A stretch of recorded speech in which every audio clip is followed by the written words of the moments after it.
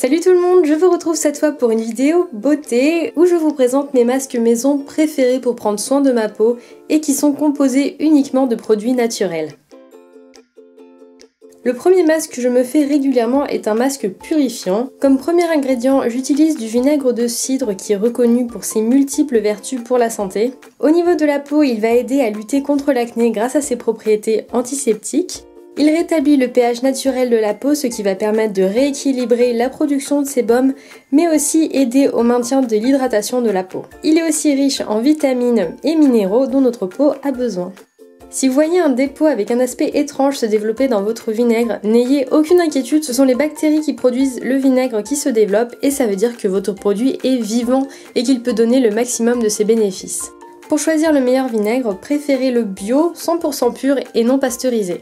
J'utilise aussi pour ce masque de l'argile verte en poudre. Ce produit est hyper célèbre pour ses propriétés purifiantes. Comme le vinaigre, il a une action antiseptique et régule le sébum. Il va absorber les toxines, a une action cicatrisante et donne de l'éclat au teint. Dans un bol, je vais verser l'équivalent d'une cuillère à soupe d'argile et une cuillère à soupe de vinaigre. Je mélange ensuite jusqu'à obtenir une pâte assez lisse et fluide. Par contre, il faut faire attention à ne pas mélanger avec un instrument en fer ou en métal oxydable, sinon ça oxyde l'argile. Un accessoire en plastique ou en bois fera très bien l'affaire. Avant d'appliquer mon masque, je vais dilater mes pores pour avoir une action optimale. Je vais tout simplement faire bouillir de l'eau dans une casserole et laisser mon visage quelques minutes au-dessus de la vapeur. Ensuite, je vais appliquer mon masque au pinceau en insistant sur la zone T et en évitant les zones sensibles. Je vais laisser poser 5-10 minutes et rincer à l'eau tiède avant que le masque ait complètement séché.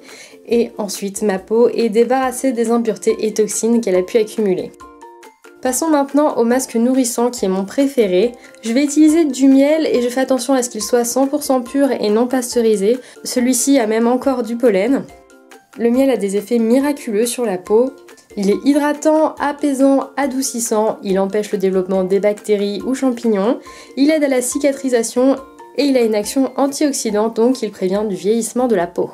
Je vais aussi utiliser de l'huile de carotte mais qui n'est pas pure, il y a aussi de l'huile de tournesol dedans. Cette huile nourrit et protège la peau, elle donne un effet bonne mine, a une action antioxydante, en plus elle est riche en vitamines A et E qui ont des actions cicatrisantes et antioxydantes. Je vais mélanger une petite quantité des deux jusqu'à obtenir une pâte homogène et je vais l'appliquer en faisant des petits mouvements circulaires puisque le miel a des petits cristaux qui ont une action légèrement exfoliante, mais il m'arrive aussi de laisser poser mon masque tel quel sans exfolier ma peau pendant environ 5-10 minutes. En tout cas, l'effet est toujours aussi incroyable, ça adoucit et repulpe la peau. Je suis stupéfaite à chaque fois par son efficacité et à quel point ma peau est douce après utilisation. Donc voilà, mes masques préférés n'ont plus de secret pour vous, j'espère que ça vous a plu et je vous dis à très bientôt dans une prochaine vidéo. Ciao!